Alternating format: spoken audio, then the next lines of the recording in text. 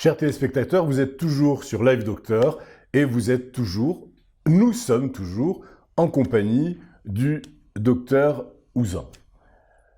Mon cher confrère, après ce brillant exposé, cette brillante intervention sur l'angine de poitrine, j'ai maintenant envie de vous poser la question, et si nous ne faisons pas le diagnostic d'angine de poitrine, que se passe-t-il ? C'est l'infarctus du myocarde qui peut arriver. Et c'est un événement capital dans la vie de quelqu'un. Cet infarctus impose au patient d'arriver en urgence à l'hôpital. Quand il s'agit d'un infarctus aigu, et ce qu'on appelle en médecine maintenant avec surélévation du segment ST, parce qu'il a une définition électrocardiographique. Le segment ST, c'est ce que l'on voit sur l'électrocardiographe, c'est-à-dire ce qui est la transcription de l'électrocardiogramme, c'est ces petites ondes. Exactement, des petites ondes. J'ai une définition en cardiologie. Le patient est amené en urgence à l'hôpital parce qu'il a une douleur absolument intense au repos qui ne cède plus. Donc il va appeler une ambulance, ou son épouse ou sa famille va appeler une ambulance, il monte à l'hôpital. Quand nous avons sur l'électrocardiogramme des signes de surélévation du segment ST, cela signifie qu'il y a un caillot dans une coronaire qui bouche l'artère coronaire. Donc il faut appeler l'équipe de garde qui est prête 24 heures sur 24 avec un cardiologue interventionnel qui va monter à l'hôpital et ouvrir la salle de coronarographie en urgence, à toute heure du jour et de la nuit. Donc c'est la douleur.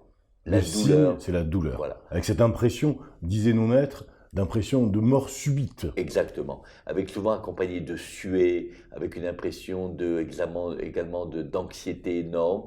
Donc le patient monte à l'hôpital, la salle de coronarographie est ouverte.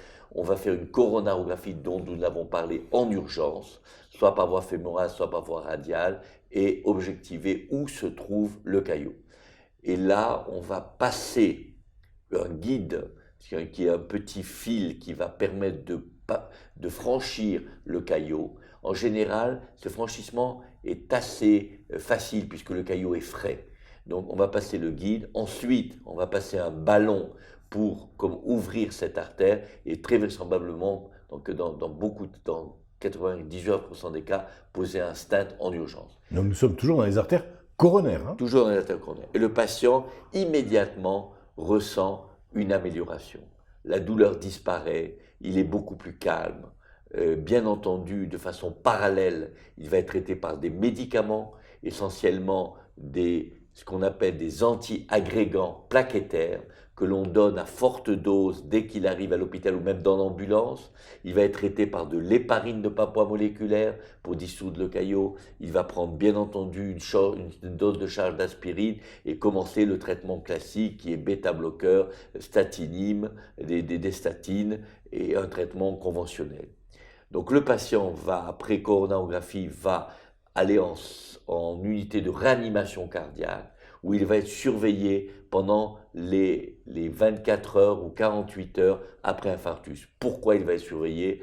Parce que c'est la période avec risque de troubles du rythme grave. C'est une des complications de l'infarctus du myocarde. Exactement. Une des complications de l'infarctus, c'est les troubles du rythme. Et donc, il faut agir immédiatement, essentiellement par un choc cardiaque, choc électrique externe, qui permet de rétablir la capacité du cœur à fonctionner.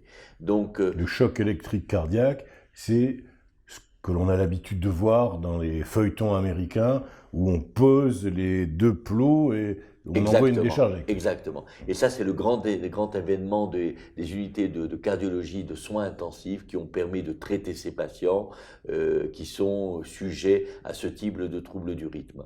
Donc ça, c'est la forme aiguë d'infarctus. Vous avez une autre forme qui est une douleur intense, mais qui va se dissiper. Donc le patient, le lendemain, va en général consulter son médecin. Son médecin, ayant un doute, va l'envoyer au cardiologue. Le cardiologue va faire un électrocardiogramme, va objectiver des signes d'infarctus, mais qui ne sont pas, comme on l'a dit au début, une surélévation du segment ST, qui vont être ce qu'on appelle une petite onde Q sur l'électrocardiogramme.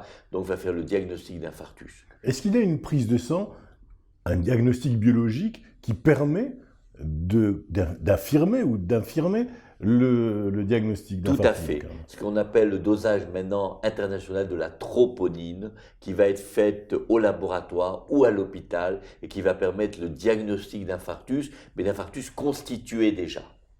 La Donc, troponine n'existe que quand l'infarctus est constitué. Est Ça constitué. n'est pas un diagnostic pré-infarctus. Exactement. Donc le premier patient dont on a parlé, la troponine va être négative quand il va arriver opéré parce que c'est une période précoce. Là, par contre, quand l'infarctus est déjà constitué, la troponine va être positive, le patient est hospitalisé et dans la plupart des services de cardiologie, ce sont des patients qui vont être coronarographiés.